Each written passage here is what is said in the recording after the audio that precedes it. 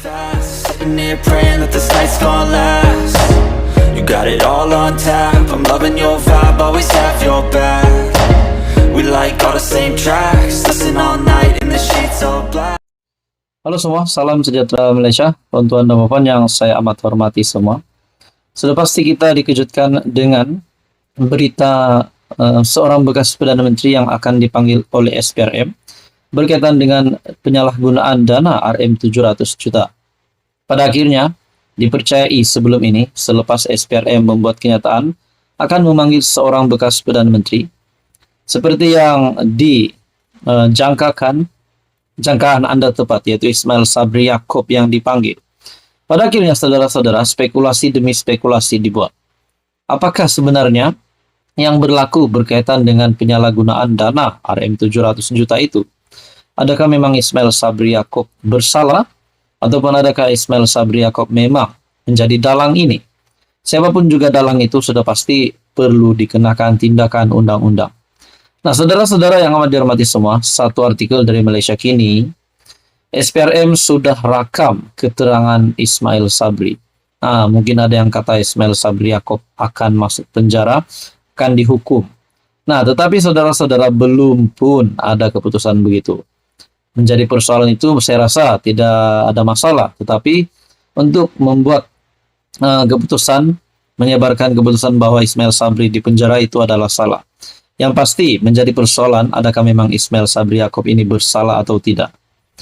SPRM telah merakam keterangan bekas Perdana Menteri Ismail Sabri, kata Ketua Pesuruhjaya SPRM Tan Sri Azam Baki.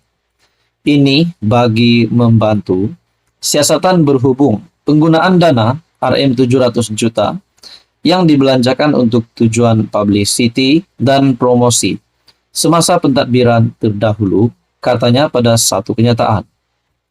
Utusan Malaysia melaporkan proses mengambil keterangan Ismail Sabri berlangsung hampir 5 jam dari pukul 10 pagi sehingga pukul 4.45 petang. Keterangan Ismail Sabri diambil bagi siasatan di bawah Akta Pencegahan Pengubahan Wang Haram, Pencegahan Pembiayaan Keganasan, dan hasil daripada aktiviti haram 2001 dan Akta SPRM 2009, AM LATF PUAA. Selain anggota Parlimen Berak, SPRM dilaporkan turut menyiasat beberapa bekas pegawainya, termasuk pembantu Ismail yang dilantik secara politik ke jawatan kanan di pejabat Perdana Menteri pada masa itu. Siasatan itu dilaporkan dibuat 4 hari selepas Menteri Komunikasi merangkap jurucakap kerajaan Fahmi Fadzil berkata rakyat berhak tahu berkenaan perbelanjaan RM700 juta. Pada November lalu, Perdana Menteri Anwar Ibrahim mendedahkan sebanyak RM700 juta dibelanjakan antara 2020 dan 2022 untuk menunjukkan pencapaian kerajaan. Anwar memberitahu Dewan Rakyat bahawa sebanyak 500 juta dibelanjakan ketika pentadbiran Muhyiddin dari 2020 ke 2021, manakala 200 juta ketika pentadbiran Ismail 2021 dan 2022. Disebabkan nama Muhyiddin juga disebut di sini, adakah Muhyiddin juga akan disiasat sekali lagi? Ataupun mungkin beliau juga berisiko untuk bersalah? Nah, apa komen Anda? Sekian saja, teruskan bersama di dalam channel ini. Halo semua, salam sejahtera Malaysia. Selamat datang ke channel Fels Lifestyle. Teman-teman dan puan, ada satu isu hangat hari ini yang saya ambil maklumat ini daripada Syabuddin Husin ataupun Syabuddin.com yang menyebut nama Perdana Menteri yang ke-11, calon Perdana Menteri yang ke-11. Kalau ini benar berlaku, selamat tinggal Mahathir. Selamat tinggal Perikatan Nasional ataupun siapa sahaja yang mempunyai impian untuk menjadi Perdana Menteri ke-11. Nah, saudara-saudara umum juga mengetahui berkaitan dengan keputusan terkini pembebasan Najib Razak, di mana peguam Najib sendiri membuat pengakuan, seorang peguam sendiri membuat pengakuan bahwa Najib sendiri tak tahu bila pengampunannya akan dibincangkan. Satu perkongsian daripada Syabuddin Husin ataupun Syabuddin.com, Najib Perdana Menteri ke-11 menurut laporan yang belum dapat dipastikan kesahihannya, nasib Najib Razak sama ada kekal berada di penjara atau dibebaskan akan diketahui sebelum ujung bulan. Semalam, Channel News Asia atau CNA melaporkan lembaga pengampunan akan mengadakan mesyuaratnya pada minggu ketiga bulan Januari.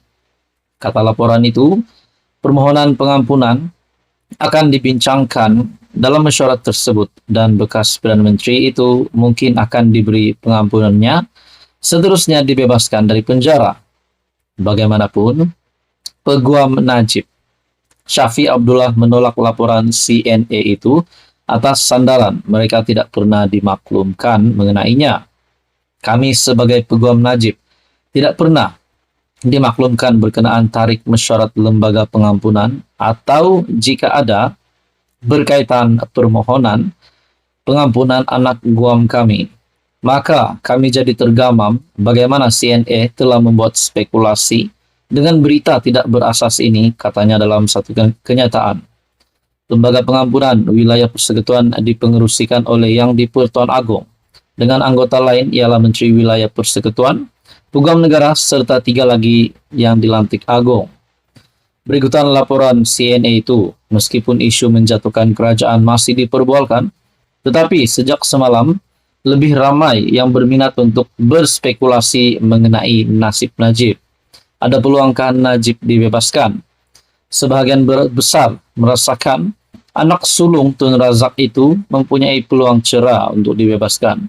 Manakala segelintir masih menanggapinya peluangnya 50-50. Ada pula yang mengakui turut bermimpi berjumpa Najib dalam keadaan ceria dan tersenyum pada malam sebelum berita CNA dilaporkan media tempatan. Barangkali secara kebetulan, serentak dengan penularan berita mengenai laporan CNA, semalam juga Agong telah berkenan merasmikan Menara Merdeka 118 yang pembinaannya diilhamkan oleh Najib ketika beliau memegang jawatan Perdana Menteri.